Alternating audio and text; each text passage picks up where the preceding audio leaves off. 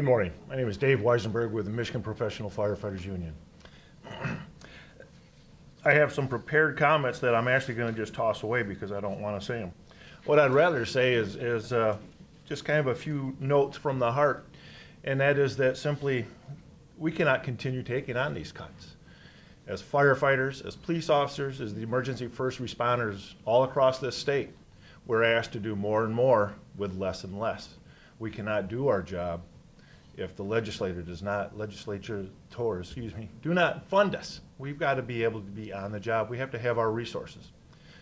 Holding this press conference today is a bit of an irony for me, as we are on the cusp of remembering the events of 9/11. We have so many politicians, quite frankly, I'm going to speak right honestly, that are just clamoring for photo ops with firefighters, with police officers. They all want to have their picture taken with us today, but they're going to forget us tomorrow.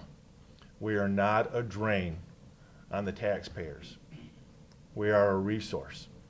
As the firefighters rushed into those towers, as the police officers and the other first responders did what they could, we continue to remember how many people died. And I would suggest that you remember instead how they lived. The fact that we lost 3,000 people is tragic and horrific.